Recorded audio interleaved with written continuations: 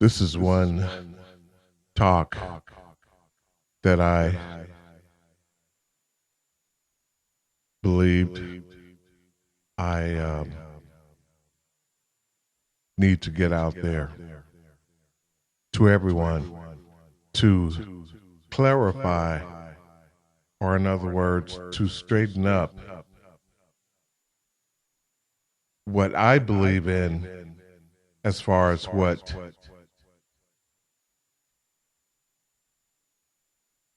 differs to what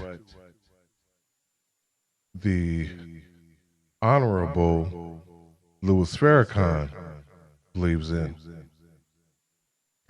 Now, there, first of all, I want to say, were imperfect men in the Bible. In fact, the Bible says that there is not one good, no, not one, and that we all fall short of the glory of the Most High. Some call him Allah, some call him Ahaya, some call him Yah for short, some call him Jehovah, and some, because they are unsure of his name, just call him Lord or Father or the Most High.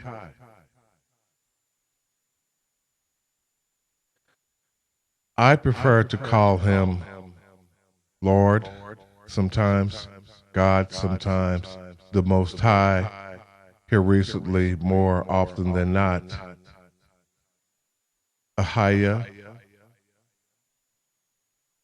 and Master sometimes. Anywho, what I'm getting at is this.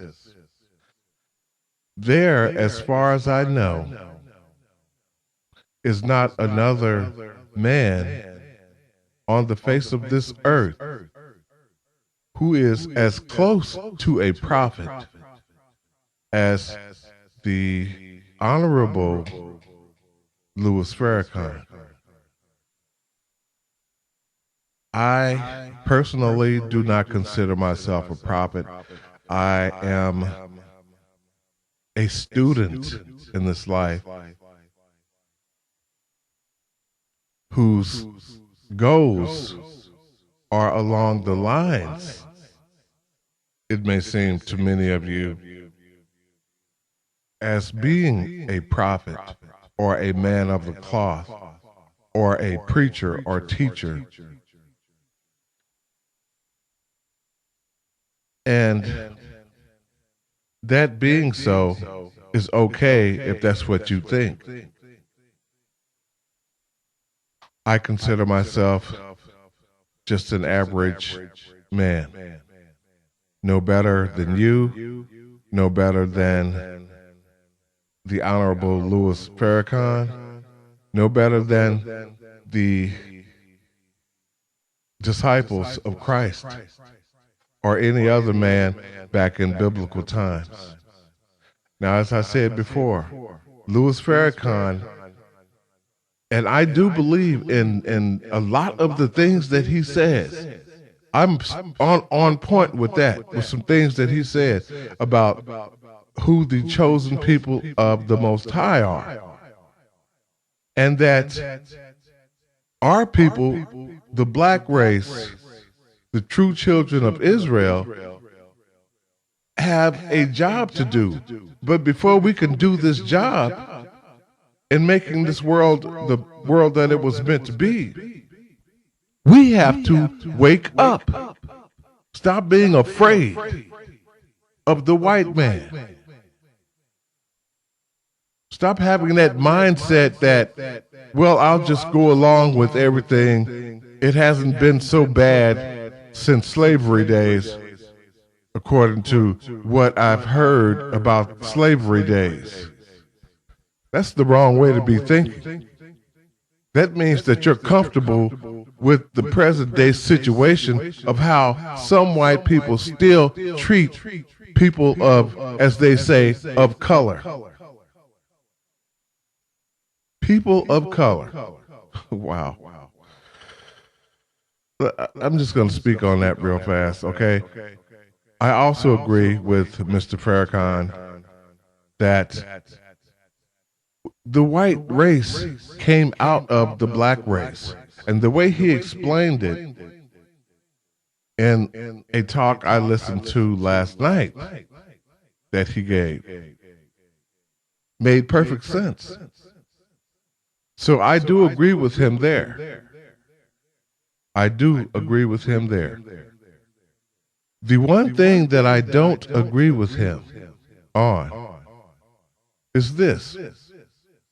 He says, and I know this for a fact, we are truly in the last days because the events that the Bible foretold would happen 2,000 years ago are indeed unfolding in this world.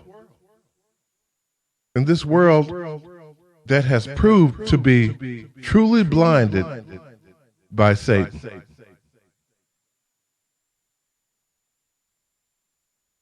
And he said that we are in judgment.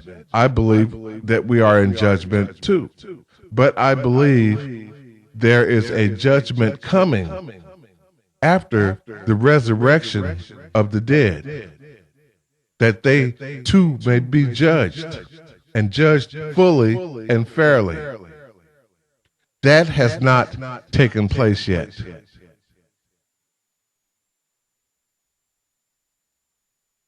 There are some other things, and I just had them on my mind. I should have wrote them down. Maybe they'll come to me before this talk is done, or that before I'm done with it.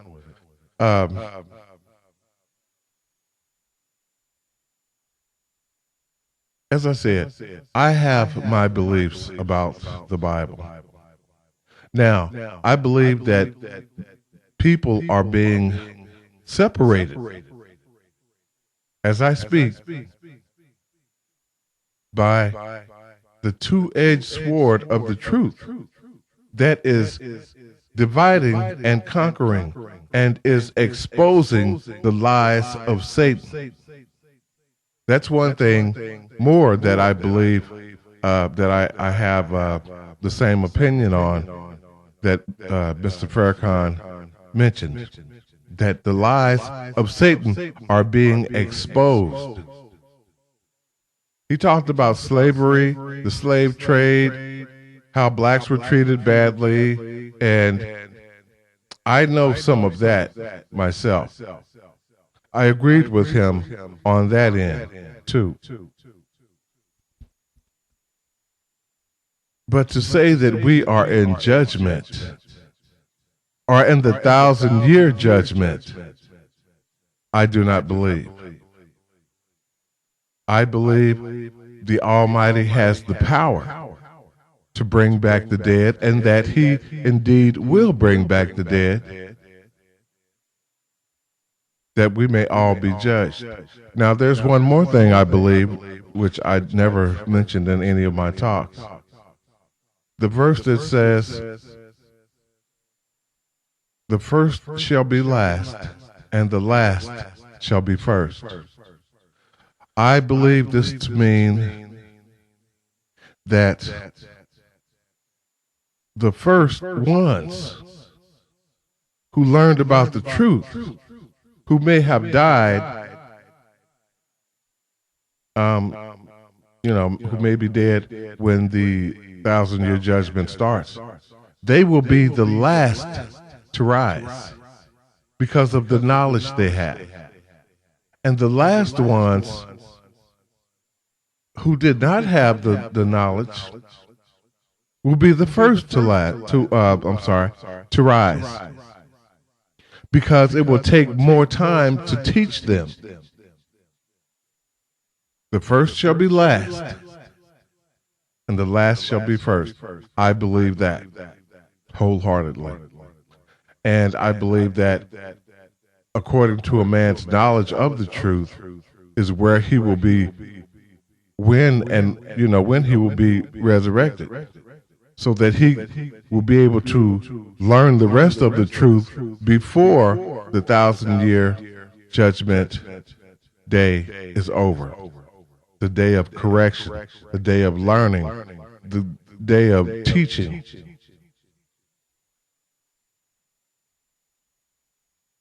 Now, God is a good God. God is a just God. He doesn't want to see any of us perish. He raises up who he wants or whom he wants to do what he wants to do. Now, like I said, none of us are perfect. I don't believe there ever was a perfect prophet, a perfect teacher, a perfect preacher.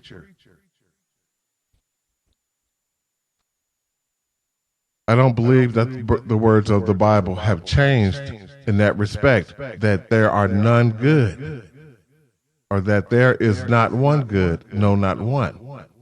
Well, when you look at it, that must include the prophets and the teachers and the preachers and the men of the cloth, the disciples, people of today who are trying, and you and me. But then God looks at the heart.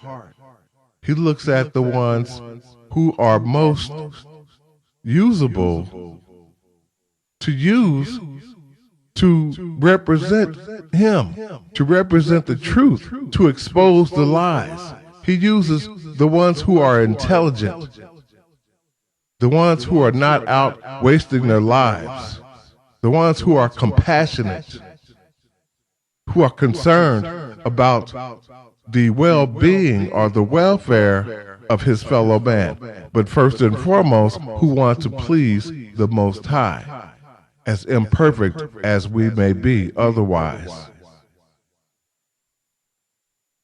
Now, like I said before, God is good. And to take his kindness for him being a fool or something is very unwise of you. Because, like the man who said to himself, "Soul, you have much goods laid up for many years. Eat, drink, and be merry." Now, I don't think that it just meant that, he was talking about eating, drinking, and being merry. Because there are different ways to not acknowledge or to be interrupted from serving the Most High. There are sports games that people go to. There are drugs that people use, alcohol that people abuse, wild parties that they go to, having sex all the time, running all over the place. There are many things to keep us that fall into that eat, drink, and be merry thing. There are some people to this day who do not believe. They have the mentality, if you tell them, well, why do you say, "I'll see you tomorrow, I'll see you next week or next year or this or that"? Speaking of a future time when this is going to happen or when we'll see each other again. You don't know what tomorrow holds, but you are bragging on it like you are the Most High with special knowledge about the future, which is not right. We can't say if we're going to be here tomorrow. Many people in the graves, I imagine, said that to someone. Well, we'll see you later. We'll see you next year or whatever. And they didn't get to see them later. You could be driving home in your car or in your vehicle or taking a plane trip across the country or whatever. And some calamity happens. Some accident happens that you were not planning for. So to say, I'll see you later, I'll see you tomorrow, I'll see you in 5 minutes or in about 15 minutes. You could walk out of somebody's house or drop dead right after you say that. Don't brag like the man who said, "Soul, you have much goods laid up. Eat, drink, and be merry." You have much goods laid up for many years. God told the man, "You fool, tonight your life or your soul shall be required of thee." Meaning you will die tonight. Then who shall have all those things? Don't brag. That's why we should live each day, or try our best to live each day as if it's our last. As though it's our last, I should say. Now, I do respect the Honorable Louis Farrakhan. The only thing I'm in disagreement with him about is that we are in the 1,000-year judgment. Because that's like saying, well, the dead that he thinks God is talking about are the people who need to be woke up from the dead, even though they're not dead.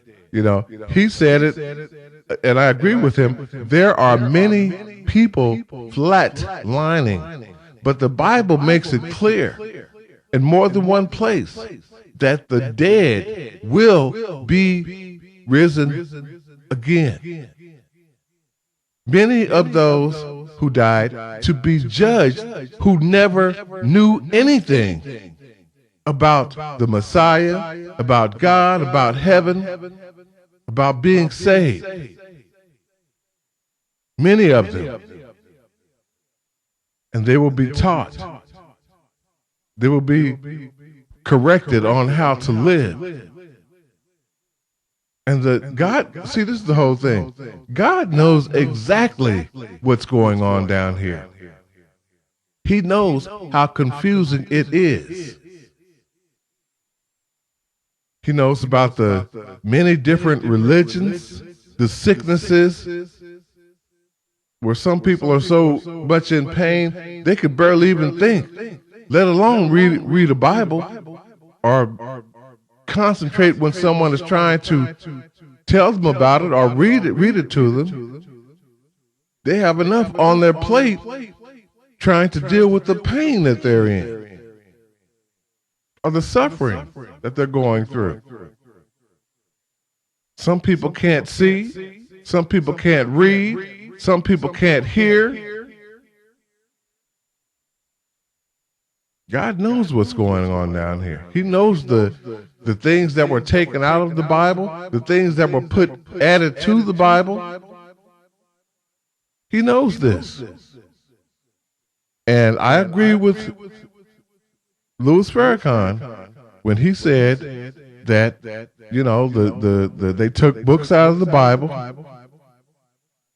They have a punishment coming for that. They put false images in the Bible, not only of Jesus, but of angels, of other people in the Bible who were more talked about than others. He knows what's going on down here.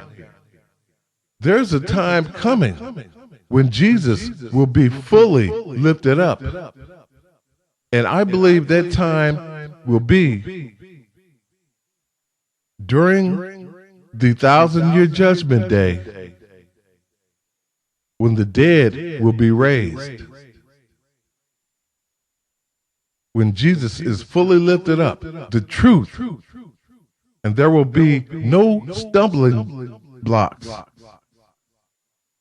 The crooked shall be made straight. The crooked roads to Christ or to the truth will be made straight without all this junk in it, half-truths. Are these talks from these so-called preachers and so-called teachers and so-called men of the cloth or people of the cloth that is misleading people because they're not using line upon line, the line upon line, precept upon precept, precept upon precept method that God commanded be used when studying the Bible. And in studying the Bible, we have to study to show that we are approved of God, so that people can see that we are approved. If you come to someone telling them half-truths and something that you're saying and you're talking to them is not sitting well with them because it doesn't make sense, they will look at you like, I think I'm in the wrong place. Excuse me. But when they hear the truth, it's just like when someone is on a stand in the courtroom and there's a jury there and other people in the courtroom in the background and the judge, and you are telling a lie. They will be able to decipher that you are telling a lie. But if you are telling the truth, it has a way of coming over as the truth. The truth carries itself because it makes sense. It doesn't sound like a lie. Now, when you are lying about something, you can sit there and say this and say that, and anyone who has any sense of perceiving that you are lying, they will know that you are lying or that you are not telling the whole truth. And they will look at you that way. There were people in Louis Farrakhan's audience, not just the one I saw last night, but on different occasions. I'd look at his talk videos. I mean, yeah, well, that's what they are.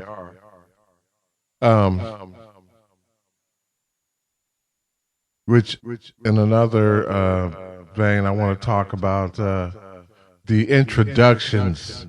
Okay. Everyone knows who the man is.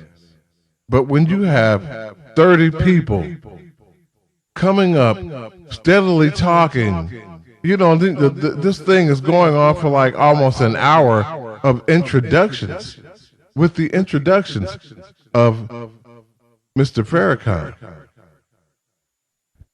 What man needs that many introductions? You know, people are there already. The thing is already going to be long. His speech. Simply introduce the man. You can say a few words, yeah, that's fine, in introducing him. But then let the talk be on, because you will lose people's interest if you keep. That's why I try not to make my talks too long. And some of them are long, but see, these are recorded, just as his are recorded.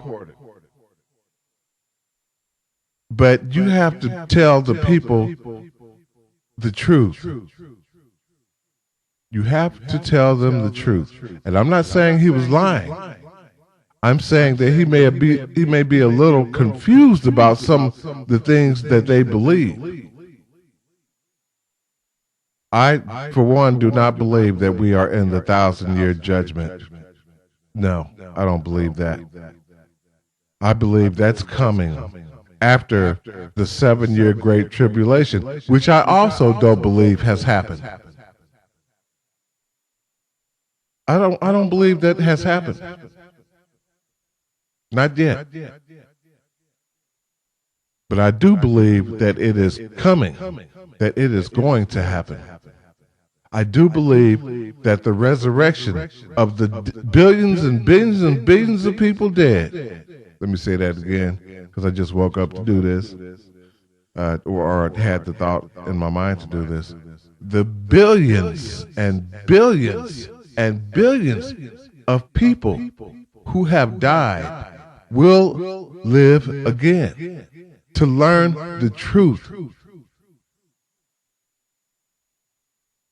There are people who are so disappointed with the way things are in this world. Some so much so that they have, who were so much so disappointed that they committed suicide, and it's still going on, I believe, every day all over the world. Like I said before, God knows exactly what's going on down here. And a just God, which God is going to straighten it out. Everyone will get one full, fair opportunity to know the truth and to live by it, by God's righteous standards. But see, this is the thing. Once you know the whole truth, and I don't think any man knows the whole truth.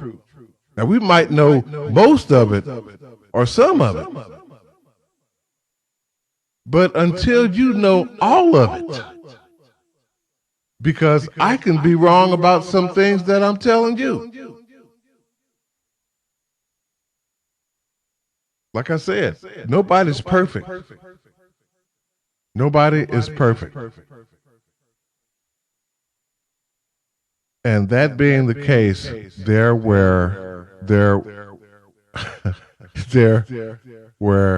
imperfect prophets too.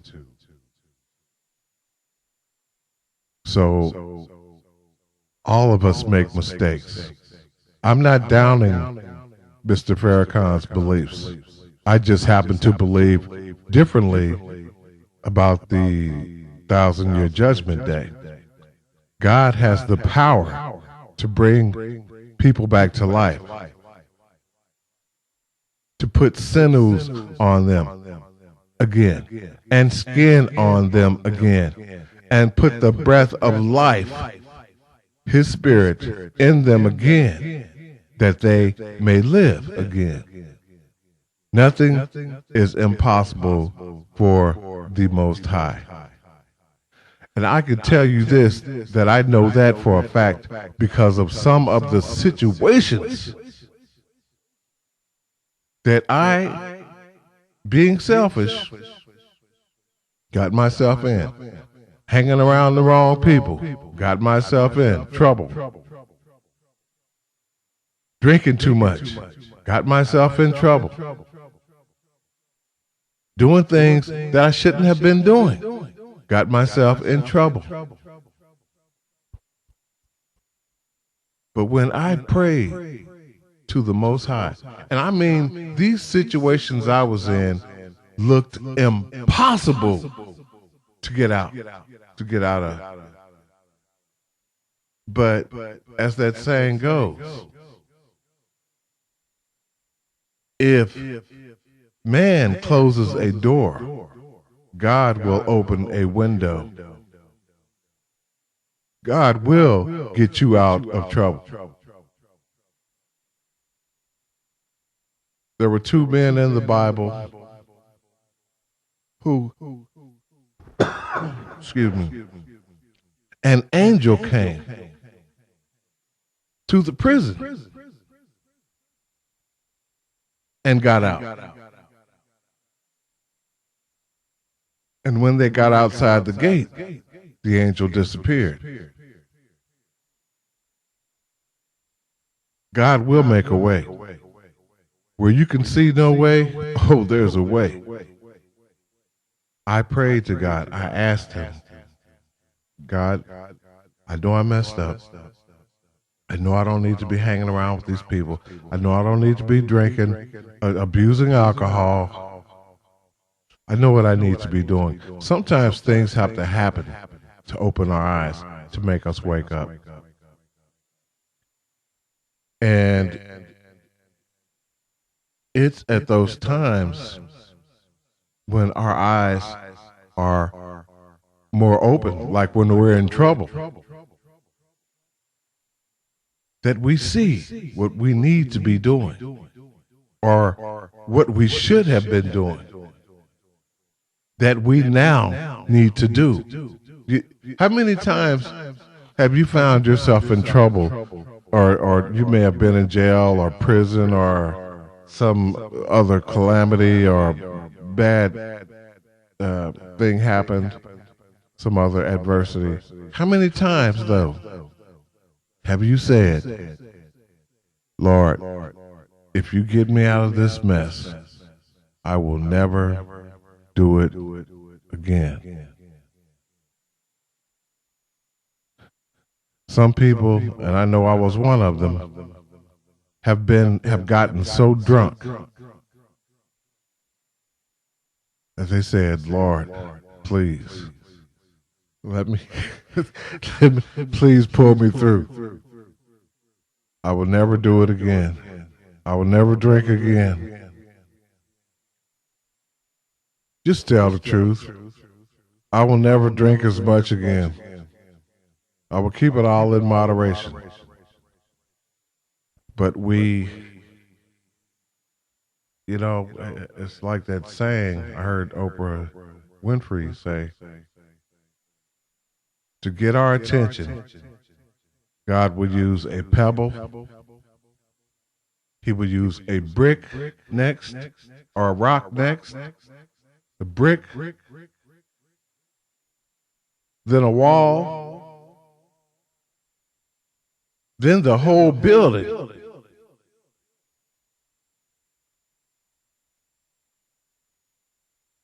We have to wake up.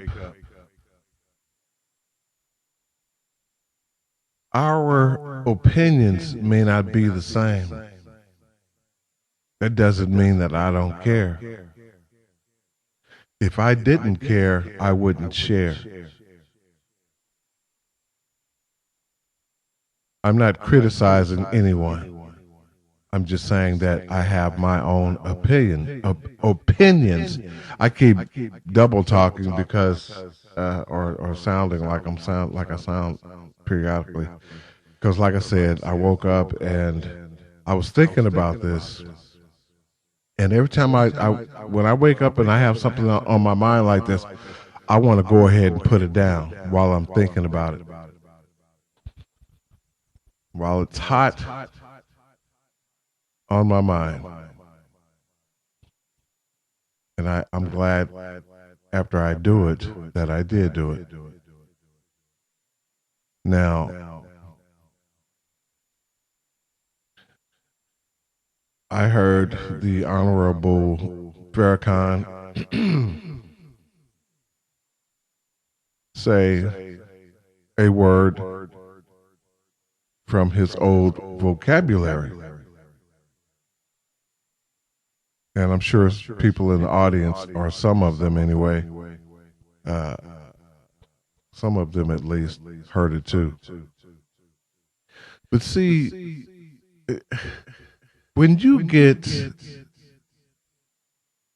mentally distressed or emotionally distressed, and you're trying to tell people something, and it appears that they are not looking or listening to you by the way they are looking at you. Oh, there were some times Mr. Farrakhan his words had those people on their feet applauding him. But when you are trying to tell someone, when you are trying to help straighten out a situation, a bad situation, and make it a good one, and you feel you think you only have so much time. Farrakhan is, well, at the time of this taping, was 83 years old. I don't know how old he is now. But when you are up in age and you are trying to get people to see a point, and they don't seem to be getting it,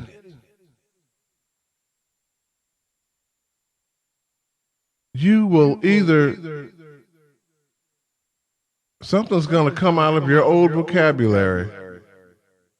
There's going to be some anger in your voice. Or you're going to look at those people like, God, why? Are you sure I'm the one who's supposed to be doing this? They don't seem to listen. This world is gone. It's really gone. And with all the things that have happened in this world, especially to God's chosen people,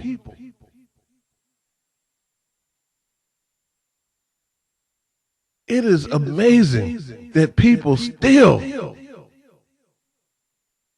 are asleep to the fact that Satan truly does exist, that he has deceived the entire world.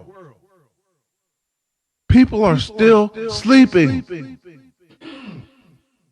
in this world. Sometimes I think, when I look at people, the way they act, it is like Satan has slapped them silly. And I'm like, I mean, I know teenagers like to have their fun. They get bored.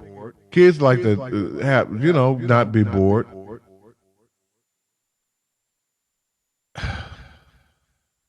But I tell you what, if you don't bring your children up the right way, and they end up in prison, pregnant at an early age, on drugs, alcohol, in gangs, I mean, you can't control everything a child does, a teen does. Really, actually, you can't control everything anybody does unless they're locked up. But if you care about your children, tell your children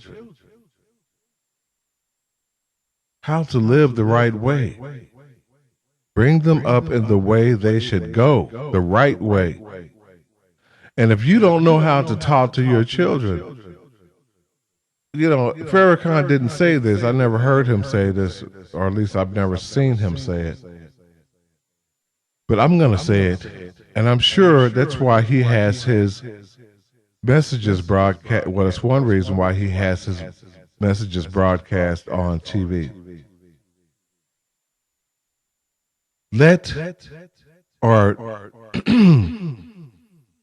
Just let your children listen to these videos, because there is a lot of truth in them. There is a lot of truth in my videos, in my talk videos.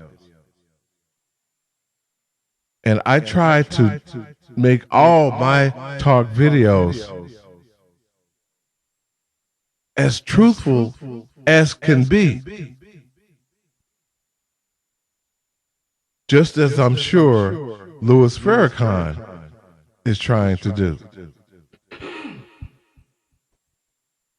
Now, we don't know everything there is to know. But what we do know, and God said this in the Bible, you will be held accountable for what you do know. If you know something, a truth, something that will save someone else's life, and you don't share it or you don't warn that person, if you don't advise that person or enlighten that person, but you have this truth, and that person dies, your blood will be on their hands. I don't want your blood on my hands. Now, I do these talk videos. I can't reach every person out there. Neither can you. But you can reach some people. There are people you know who I do not know. Just as there are people I know who you don't know. We have to carry the torch. That's the only way. Especially black people, the chosen people, the true children of Israel. We have to carry the torch to our brothers and sisters, the true children of Israel. If we don't, how else are people going to know the truth?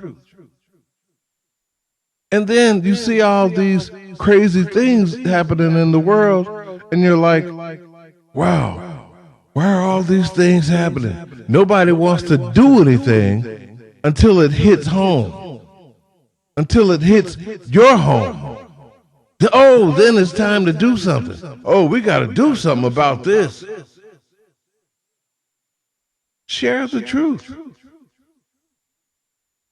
Share the truth. If you don't want to tell the truth, tell people where they can hear the truth. Invite them to listen to some of or all of Louis Farrakhan's talks, because there is much truth in his talks. Like I said, I agree with that man on many things that he said. And I believe that many things that I am telling you, if not all I am telling you, are the truth. And if you find me in error, it is because I am not human. I may be tired sometimes and say something backwards when, like I said in one of my videos, about Jesus being white, when I meant to say that he's, that he's black. And it was confusing. And I'm not sure if I changed that or not. I'm going to check and see. No, but I know he wasn't white. I know he wasn't white.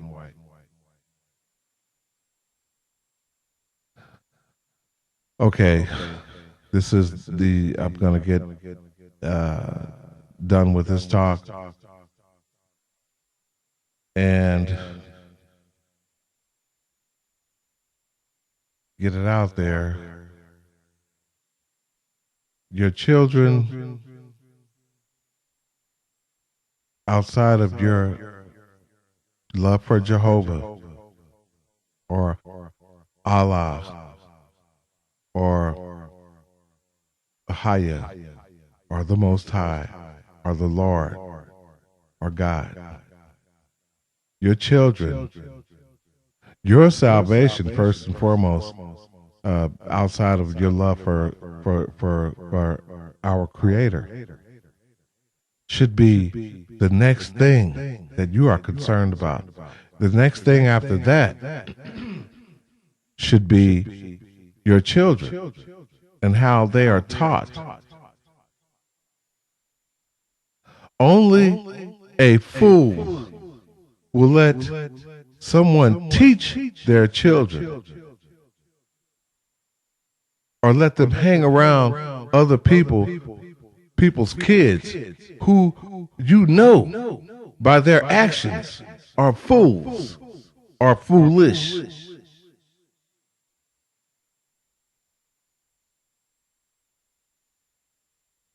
Keep your children at home. And if they don't like it, ground them. Ground them before they are really grounded. And that means 6 feet under. Too late to ground them then. It's too late. And while you have them grounded, that is a perfect opportunity. You tell them, no, you're not watching any TV. You can watch Farrakhan. You can listen to this other guy on Tag. Listen to his videos.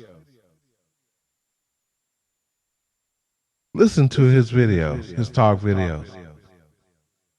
That's the only TV or internet that you will be, that's the only thing that you will be viewing on the internet and TV. And if I find you viewing something else, you won't even be viewing that. And will be further grounded. Grounded for even longer.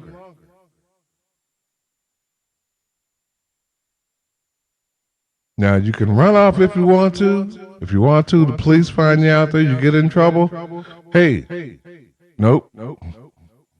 Hope you have some money to get yourself out of jail. Do not call me if you sneak out from this house because you're mad and want to go hang out with your little hoodlum friends, who, by the way, are not going to benefit your life. Listen to reason. Listen to the voices of reasoning.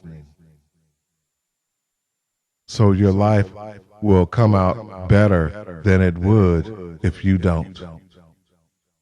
Many people in prison, many teens in prison, they will never get out because they did not listen.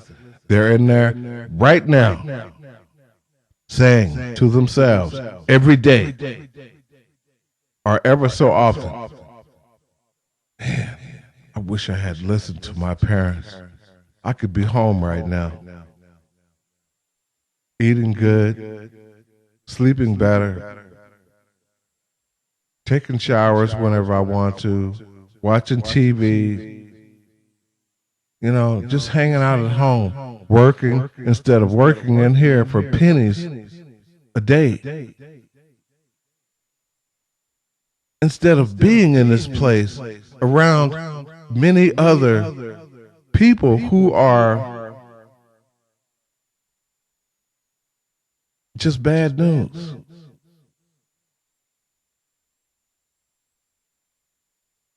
You have it good now. Don't mess it up because life could be a lot worse. You could be in jail. You could be in prison. You could be 6 feet under. Don't be a fool or foolish. And you parents out there, like I said, if you love your children, ground them now. You see them messing up. Put curfews on them. Don't let them stay out all night like some parents have. They do. They don't care about their kids. They run up and down the road, all out there on the streets, selling drugs, doing this, doing that. And many of them end up in a bad way. A few years ago, about, I guess, 4 or 5 years ago, I read on the internet about the gangs or people who were in gangs in prisons. And wow, it was staggering. I'm like, where are these people's parents?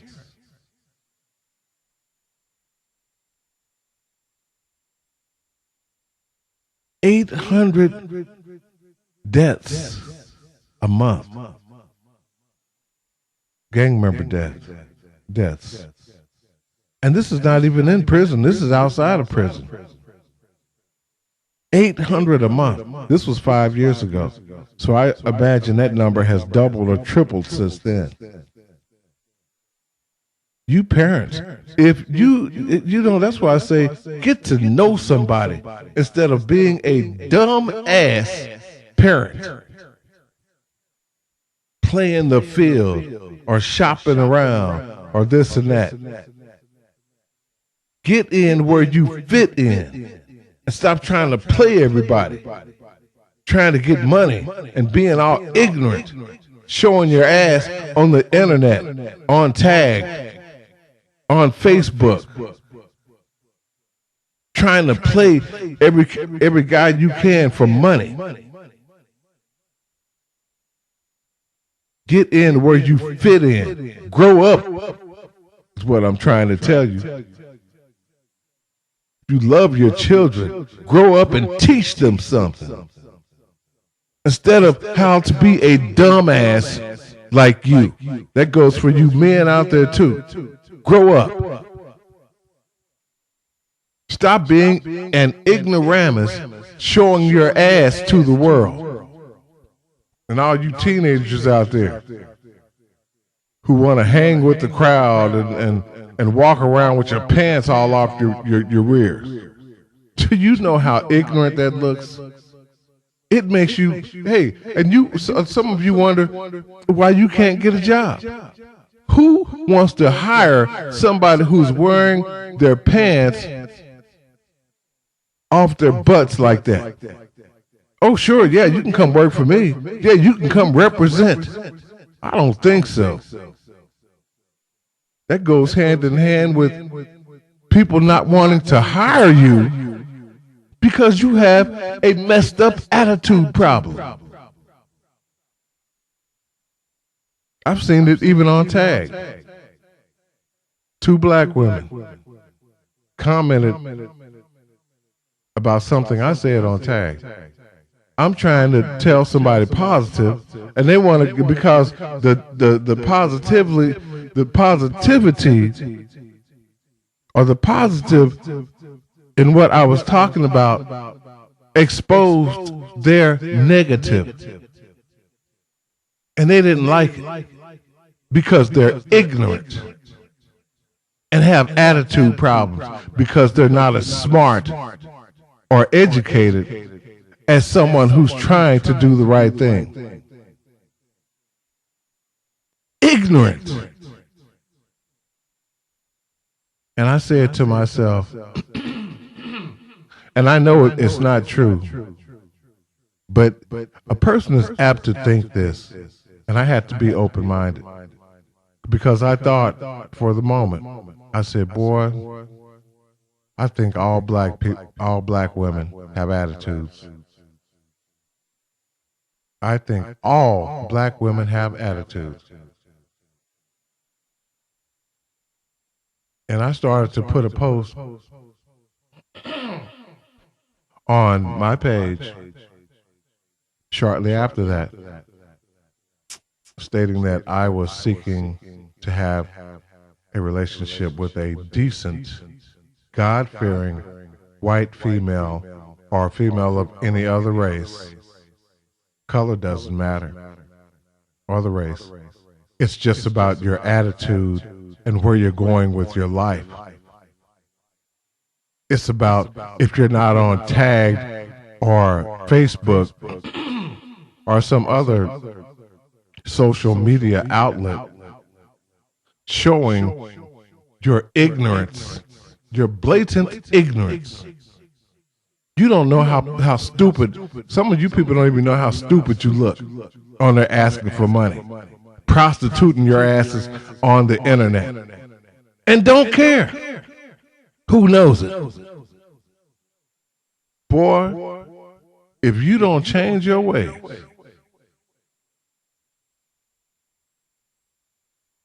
there is some hellfire with your names on it. As ignorant as some of you are, like the 2 who commented about something I said positive on Tag, If I had had the power to bring hell, fire, down on your two asses, and you know who you are, I would have done it, because you have got to be the most ignorant bitches on the face of this earth. Evil. Straight evil. And when I read your comments, oh yeah, I had to put my foot in your ass, deep in your ass. I'm like, oh no, let me straighten them out now. I didn't ignore it. No. I got as deep in your ass as I could to make you feel what I was talking about. Because what you commented on my page, or back to what I said, made absolutely no sense. All it did was show how stupid you are. Grown people. Supposed to be grown women.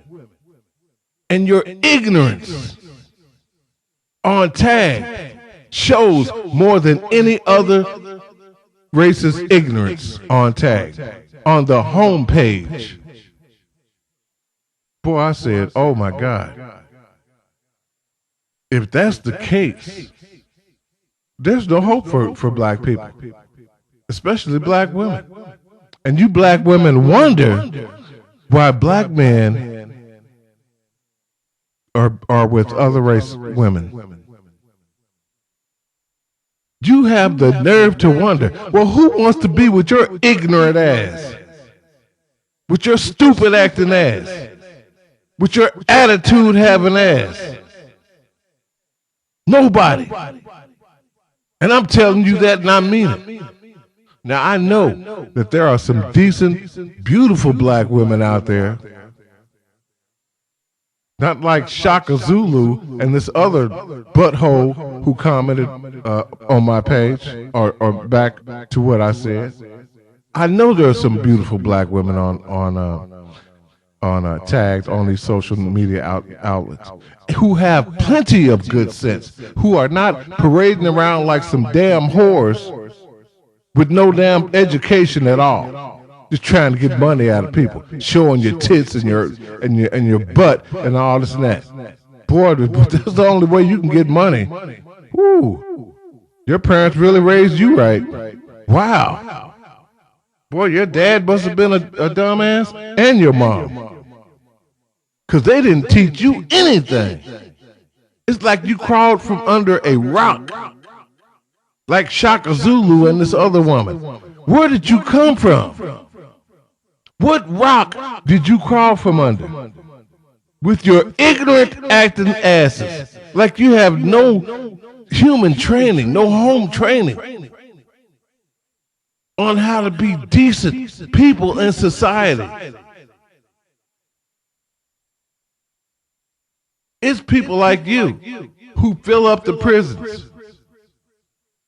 It's not that society wants to lock up all black people. Society, for the most part, I believe, wants to lock up people like you because you make no earthly sense. And I'm saying that I'm a black man. I wouldn't even want to be around you. I would have nothing to do with you. Because I have a need to make sense, to be around sensible people. But you know, my talk videos talk to everyone. The sensible, the learned, the ones who are not sensible, and the ones who are not learned, so as to teach you something that you did not know, hopefully. But in your ignorance, oh my God, we're talking ignorant. The ones who don't want to learn, it's like, but y'all just went to school, just looked out the window, or had your finger up your butt, went to the bathroom and smoked a joint before you got there. Because it appears that you haven't learned a thing in life. And don't want to. You are glorifying your own stupidity. making black people, especially black women, look bad. Ignorant as the day is long. Oh my God, unbelievable. I see why God destroyed the world.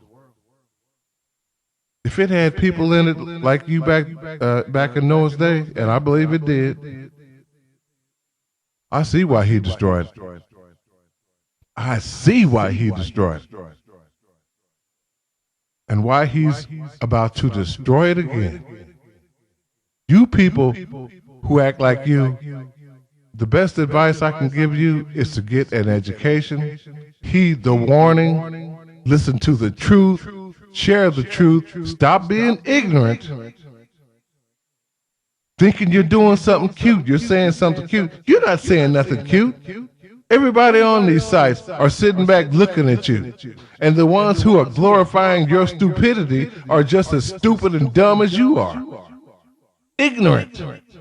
Like Shaka Zulu and company. The one who commented on my page.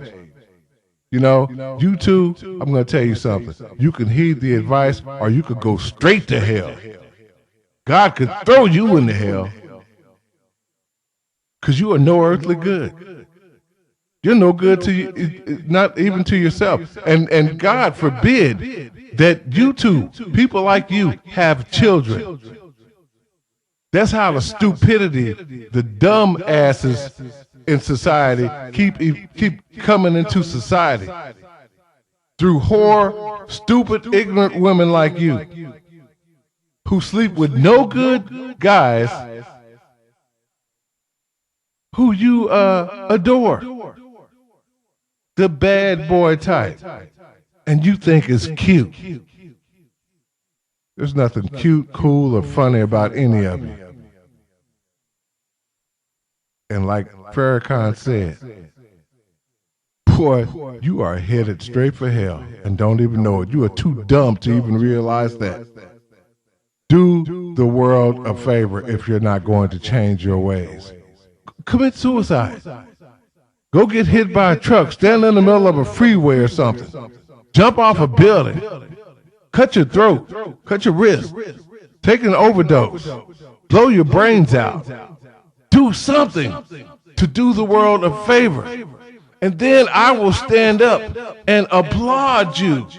I will even come to your funeral. If you invite me beforehand to be a speaker, and I will tell everyone there, this woman had a little bit of sense, or this man had a little bit of sense, and did what probably 1,000 people told this person to do: commit suicide. Then I will applaud you. Because it will be the smartest thing that you ever did in your sorry ass life. Is to end your life. Dumbass. Punk. You faggots out there, you sissies, you cowards, afraid to share the truth. Well, all I can say is, it's your life, it's your children's lives. That hellfire is going to be hot when it comes down on you. I can't say that I'll like to see you getting burned up, but there will be a feeling of relief in me watching you get burned up, because I know sin is being gotten rid of. You ugly, evil people who make no sense, who don't want to learn anything, will be getting destroyed forever, never to come back. That will give me a great sense of relief, and I'm sure it will other people too. And the reason why I say there are decent black women on this page, on Tag, is because there were women, 4 exactly, to be exact, who agreed, who liked what I said when I got in your stupid, ignorant asses for your comments, your negative comments. And I imagine that ate your asses up too. Because there are other women out there who are decent, who have sense, I can deal with people like that. I sure can.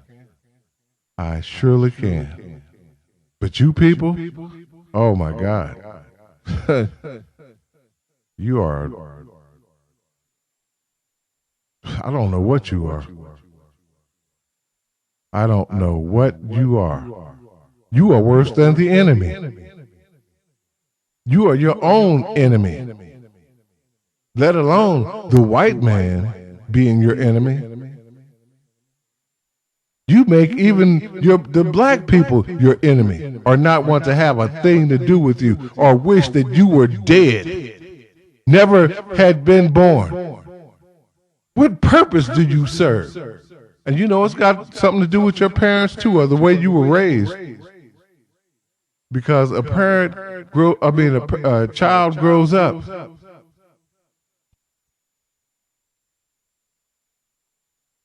products of their society more than anything else. That's why I say, I don't know where your mom was, if you were adopted, if you were a stepchild and they treated you bad or whatever. I don't know where your attitude came from, but you need to bury it, or you need to bury yourself, because it is straight ugly evil. You are Satan's pride and joy children. You are the epitome of what Satan must love. And he's taken you straight to hell, or to have hellfire come down on you. Keep acting ignorant. One of these days, if you keep being the way you are, you will be destroyed. God's not going to have people like you in his world, in his new world. No, that's not happening. He's tired of all the stuff. And you people are so, man, you're so ugly. Your attitudes. It's just unreal. The way you live.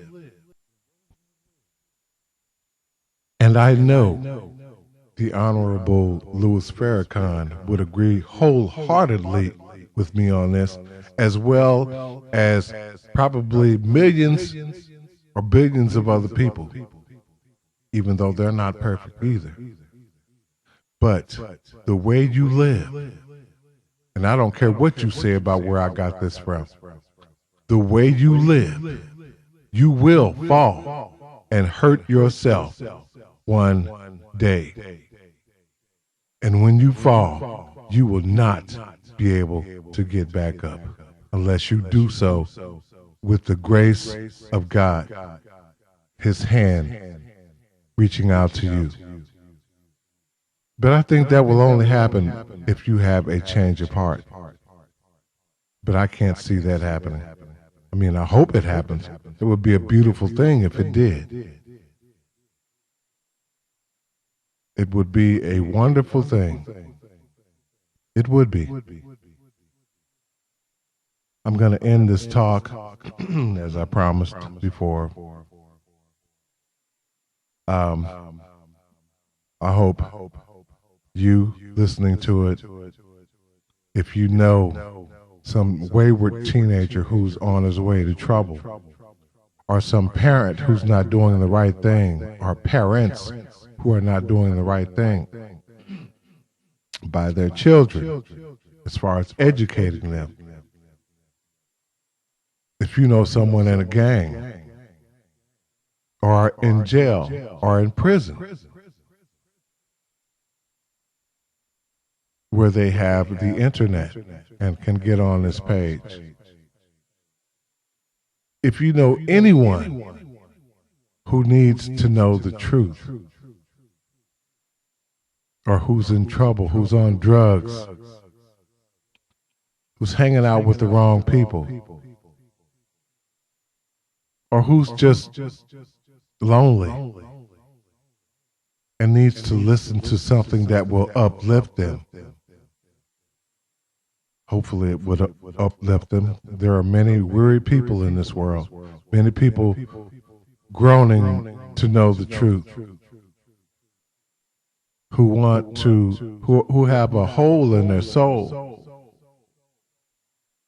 that needs to be filled. And there's only one thing that's going to fill that hole, that void. That's the truth. See, we try to fill that void, that hole, with everything we can, but nothing seems to work. Some people who were wealthy, rich, who had everything that they wanted, but they didn't have peace of mind because they didn't know how to fill that hole in their soul. When there's something missing in your life, oh, you feel it. Because it's important. There's something you want to know. There's something that someone is saying somewhere that will fill or start filling that void in your soul. And the more you take in of it, it's like a hungry person, starving, or a thirsty person. And this is like food it's like soul food.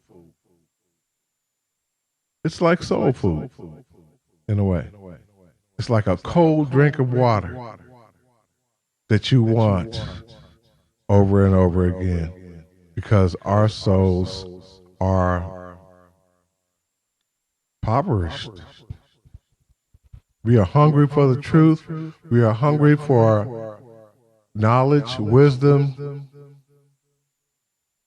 We are hungry for what will fill that void.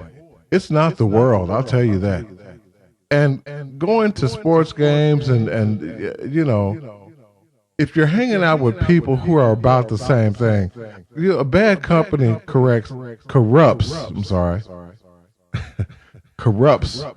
good character. It surely doesn't correct it.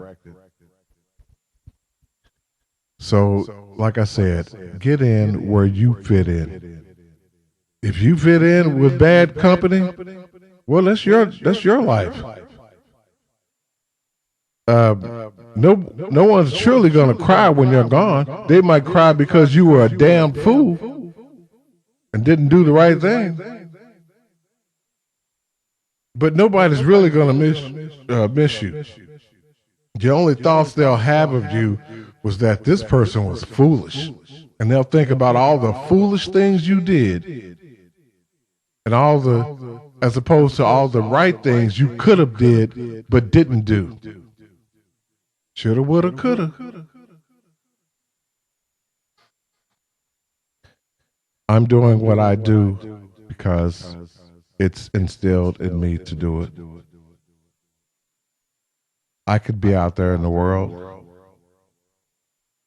I could be doing what you're doing. I don't know what you're doing. I could be doing worldly things. I'll just put it like that. Some worldly thing. And it would probably be wrong, or at least it would be distracting me from the truth. Man, life doesn't last forever. It's just like the people who said, well, I'll see you next year. I'll see you tomorrow or whatever. You don't know. And you're taking an awfully big chance with your life. In fact, you're playing with it. You're playing a Russian roulette game with your life. And you never know when that big one is going to come. None of us know. There's one thing for sure, though. If God does resurrect you, there is no way you'll be thinking, oh, God loves me. Well, God loves everyone. He doesn't want to see anyone perish. You're nobody special. He just doesn't want to see you perish. That's why he sends people to you to tell you things that will help you. And it's not just me. It's not just Farrakhan. There are different people with voices of reasoning, of wisdom and knowledge who are telling you, warning you, advising you, enlightening your mind where it's dark, to get educated, to change your evil ways.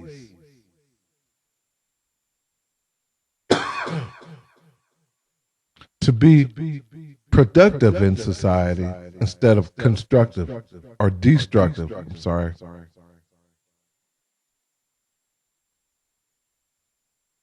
You can be constructive and productive.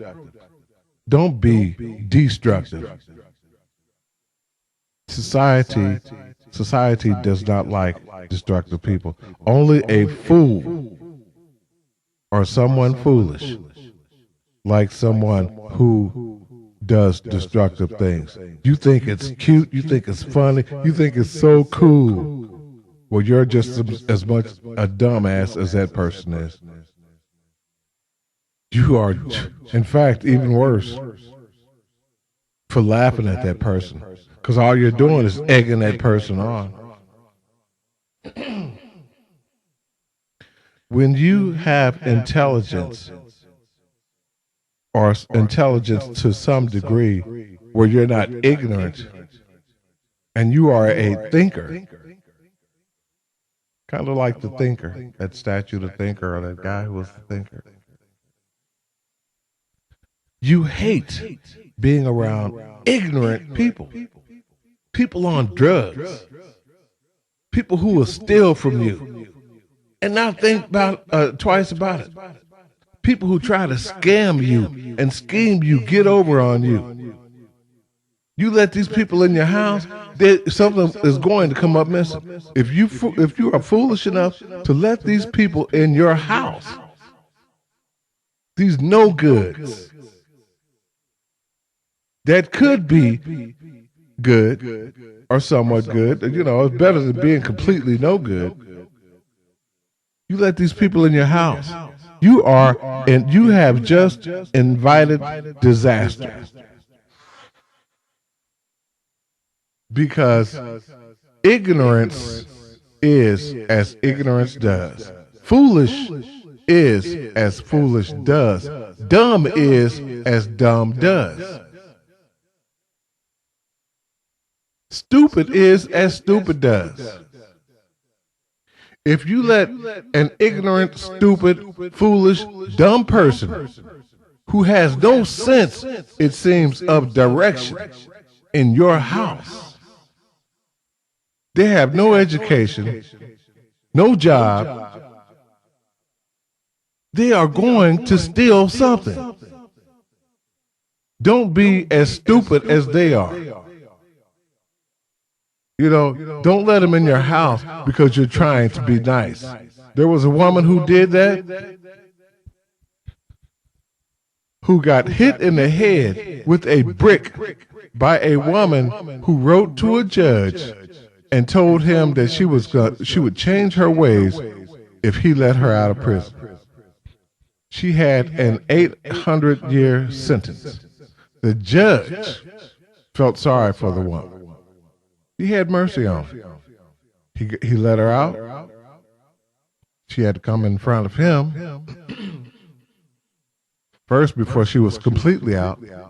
And he told her, if you mess up, this 800-year sentence will be right back on you, and you will never get out again.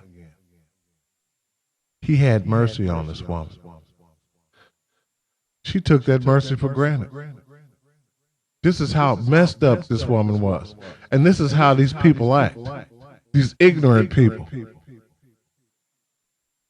who are on drugs and who will steal from you, kill you, or whatever after you've been nice to them. The woman went to this, she was driving somebody's car, obviously looking for crack, because she stopped in this neighborhood, and this woman, she told the woman this old woman, she was having trouble with her car, and asked to use the phone. The old woman believed this woman. who had just got out of prison. She didn't know she had just got out of prison, but she believed her. Oh, those crackhead people. They could tell some good crack lies. So this woman, instead of making the call for this woman, invited this woman into her house. The woman turned her back to get the phone for this woman to use. This girl hit this woman in her head with a brick that she must have had hidden in her purse. The woman, and she robbed the woman, I'm sure, but this woman lived. And she identified this woman. And the woman went back to court. And the judge looked at her, I imagine, like, you are pathetic. You are pathetic.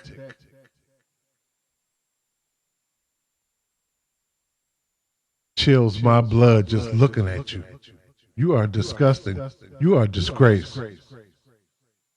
I took a chance. Let you out of prison on an 800-year sentence. And this is what you go and do. People, don't hang around with losers.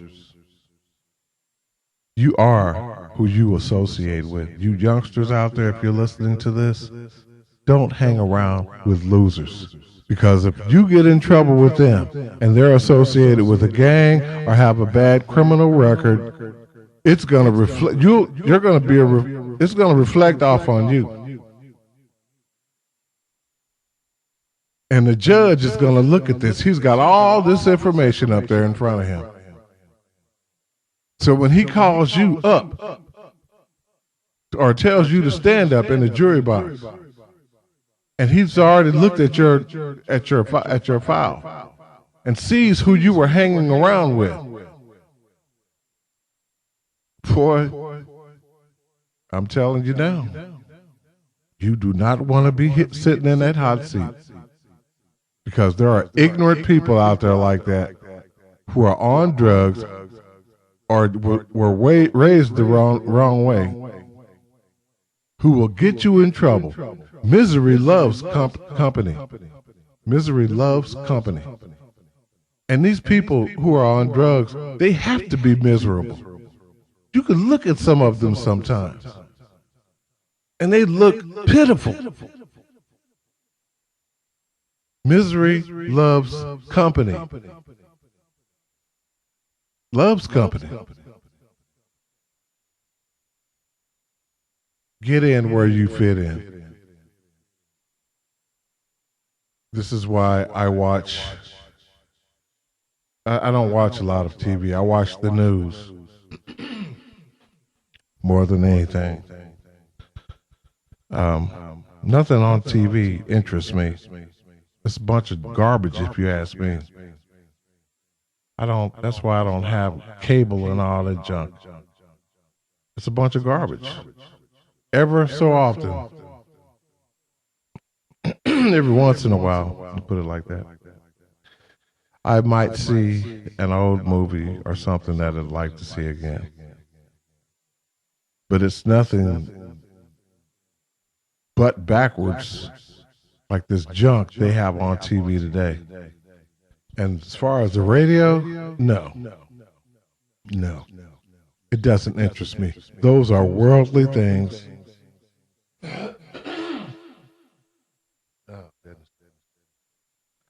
They have no value. The only thing, when I look at stuff like that, it's sickening. It has no moral value at all. It's just a distraction of Satan. Man, life is like a vapor. It's not guaranteed, for one. And just to fill your mind with a bunch of garbage, or hang around people who have no direction in life and don't even want to have any direction in life other than directing themselves to where someone is selling drugs,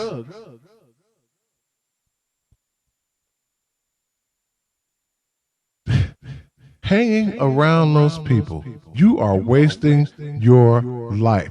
You are wasting your time. In prison, in jail, they would tell you, you got some jail time to do. You have some prison time to do. What they're really trying to tell you is you have your time to do. Some people are never getting out. Some people will die in prison. Many people have, I believe. Some people have died in jail. You are doing your time. Time that you can never get back.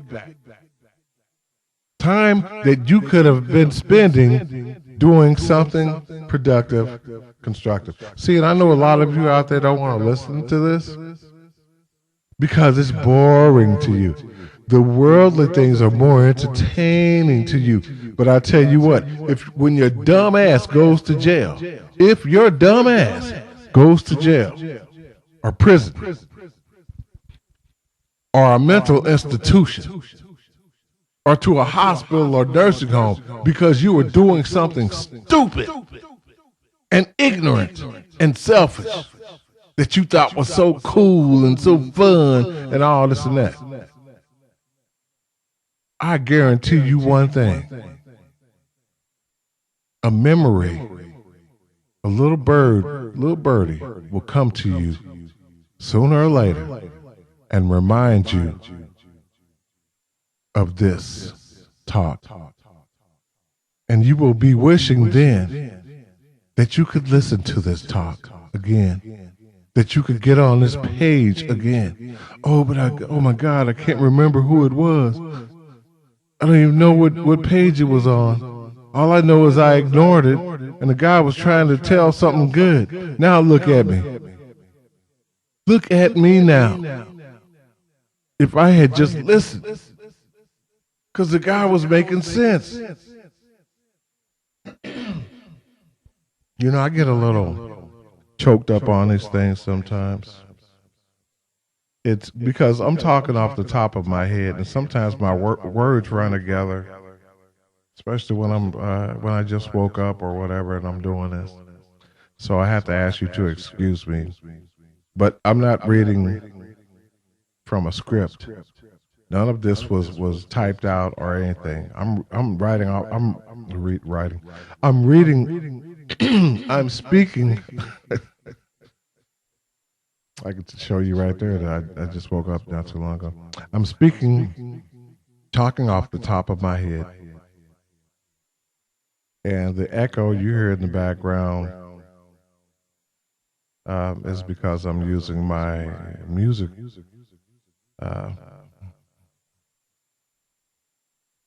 My Vocal 300 to do this.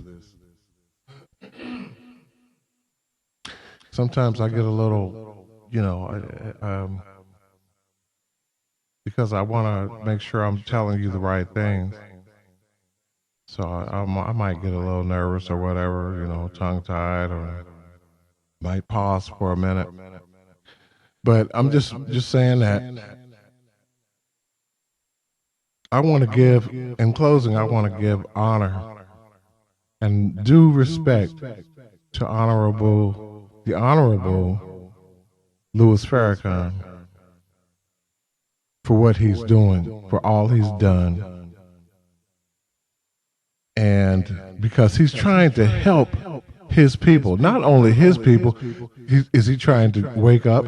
He's trying to help his people first so they can help wake the Gentiles up.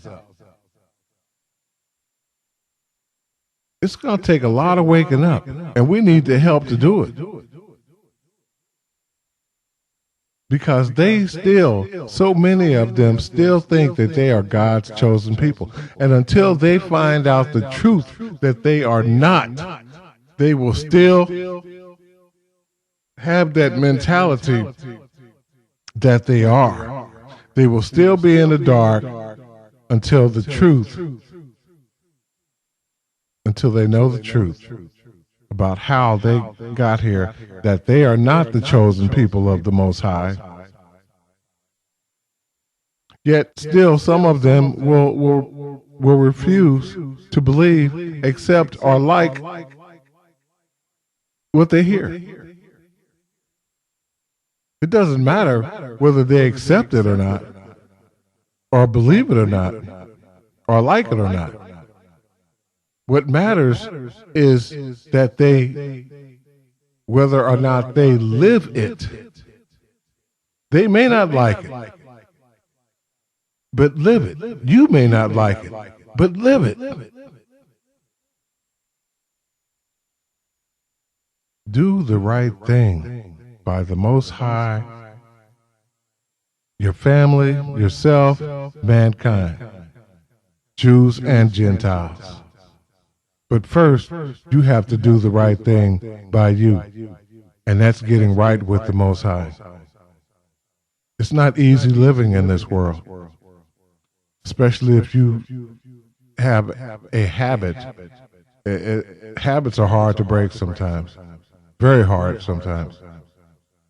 But what's more important? You have to, if you fall, you have to get back up. Wipe yourself off. Don't stay down there where Satan can keep continuing to beat you down, because he will beat you all the way into the ground. We have to keep fighting. That's the only way. If we give up, Satan wins. He wins. We have to share the truth, expose him, resist him, and he will flee from you. Don't let him just kick your ass, because if you do, you might as well, that's just like standing in a corner in a boxing ring. And he's pummeling you. Then he gets you down and he's just beating you mercilessly. He does not care about your sorry ass. And I say sorry because you're sorry if you let him pummel you. And he will. If you just give up. He does not care about your sorry giving up ass. He's got, oh, I got him now. I got this punk now. I got this coward now. I'm finna end this. Finna take this punk out, this coward out. Take this prostitute bitch out. Take this whore out. Take this drug addict out. Take this gang member out. I'm going to keep pummeling them who have gone to jail with bad thoughts. Oh, you messed up. You ain't getting out. You messed up. And he's going to haunt you every day with what you did wrong, especially after listening to the truth that you could have did right. He will haunt you into the ground. That's how much Satan cares for you. All your friends, your gangs, and all this and that stuff. Okay. You go ahead and join that gang. You keep doing those drugs. Those drugs are your friends. Hey, yeah. All that alcohol, that's your friend. Those gang members, those are your friends. Man, having all this sex with these women, that's my friend. That's something I can depend on. Man, I'm rolling. I've got it made. I'm Mr. Know-It-All. I know what's going on in my life. I got it made. I got much goods laid up for many years. So soul, eat, drink, and be merry, because you got it made. You better listen to the voice of reasoning. The video I looked at last night, by the way, was called "Who Are the True Children of Israel?" I just saw the first part. I just realized that there are several parts to this talk. who are the true children of Israel. And I'm going to watch them ASAP. I just wanted to let you know, to you blacks, especially to the blacks out there listening, you very well may want to check this out because there's some good information in there. And to you whites who have the mindset or who have been thinking of doing the right thing and converting over to the Israelite class, I suggest you check it out too. And there's one thing I want to say to white people. I'm not racist, okay? I'm not a racist. I don't like the racial slurs that whites have said, that I've heard personally. I don't like the jeers and the stares and the backstabbing talk. I think that's childish, very, very immature. And I think that people are just ignorant because they don't know the truth. So those of you who are Gentiles, and you know someone else who is ignorant, I strongly advise that you tell them about this video because it has a lot of truth in it. I'm talking about the one Louis Farrakhan spoke in, who are the true children of Israelite.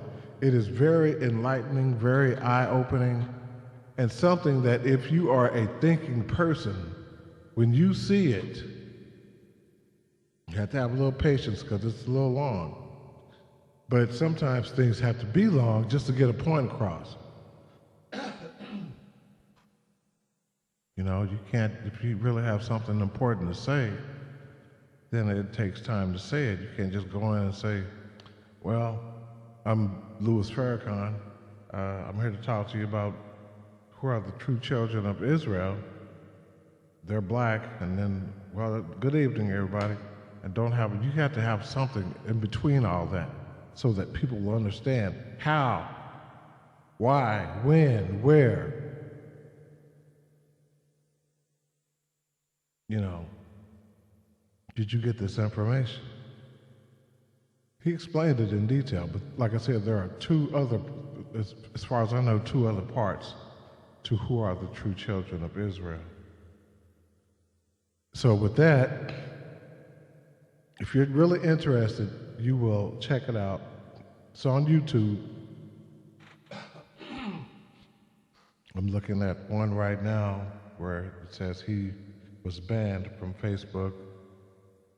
That has to be must be a predominantly white network, social media network, because if it was black, I don't believe he would have been banned. Some people are just so ignorant. They only see what they want to see, and that goes for black people too. Just like some on my page, ignorant, only see what they want to see. And it's people like that, with that mindset that they know everything, who want to comment, have the nerve to comment on something someone else says, who's telling the truth. It's people like that who really need Jesus to just come down out of heaven and drop kick their asses through the goalposts of life. Maybe then they'd wake up, but for now they're asleep. These are the ones we're trying to reach, the true children of Israel. But, you know, it is what it is. The Bible said, only a remnant. That means only a small portion of God's children, true chosen children, would be saved. And the ignorance that's going on in this world today, especially with people like, I call her Shaka Zulu, I don't know what her real name is, don't care to know. I don't care to know her. Be good if she changed her ways. Be a wonderful thing. But at this stage, no. If she wants to listen to the truth, she can listen to these talk videos. I don't need to speak to her. I have no desire on this earth and would never have a desire to speak to that whatever she is. Looks like some kind of nutcase with all that stuff on her face. An ignorant black nutcase person. So that's her life, though. You know, she can listen or she can not listen and get hit by hellfire. Maybe it'll melt some of that stuff off her face. God, talking about ignorant. But if you want to do you a favor, and like I said, I don't agree with everything the man says, but I didn't agree with everything Jehovah's Witnesses said either. But a lot of things they said make sense. So, you know, there's truth and there's a lot of truth in some things. And I don't think we'll really all know the whole truth, the full truth, the complete truth until Jesus is fully lifted up. But I think we know enough to know now how to fix things. And it starts by all of us waking up, not being ignorant people. Looking at the truth, studying the Bible for ourselves, listening to other voices of reasoning that are truthful, that you know are telling the truth. And none of us are perfect, you know, and even Jesus said that to the rich young ruler who asked him what he must do to inherit eternal life. We have to give up a lot of things, not everything, but all these things that are distracting us, we have to give them up. Cigarettes, the abusing alcohol, drugs, street drugs, all this promiscuous sex, immoral sex, witchcraft, all these things, whatever is a distraction to our salvation, we have to give it up. It's time to get on the road to life. If you care anything about your life, if you care anything about your children's lives, it's time to get on that road. Tomorrow's not promised. Listen to people, listen to the voices of reasoning. Listen to the voices of reasoning. None of us are perfect. But to the ones who do know things of truth that are truthful, listen to the voices of these people. There's only one thing, two things that I don't believe that Farrakhan said. Now, everything else, I agree with him wholeheartedly. And like I said, it's about when the 1,000-year judgment day, because he thinks that we're in the 1,000-year judgment day now. But I believe personally that the 7-year Great Tribulation hasn't even started. So, and until after that, only until after that, will man see the goodness of God, and he can live, he has no excuse. He can live right or he can live wrong, and that will determine the overall judgment in his case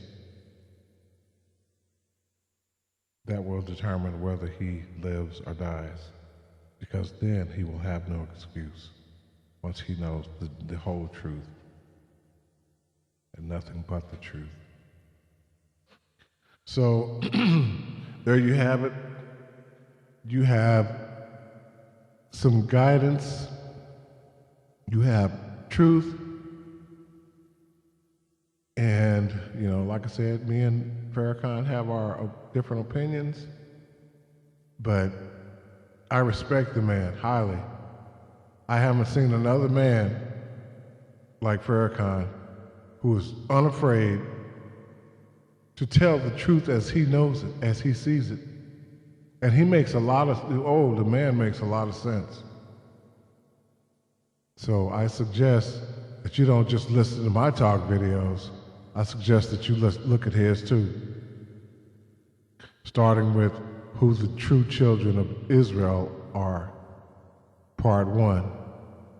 Like I said, I'm going to look at part 2 and part 3 myself.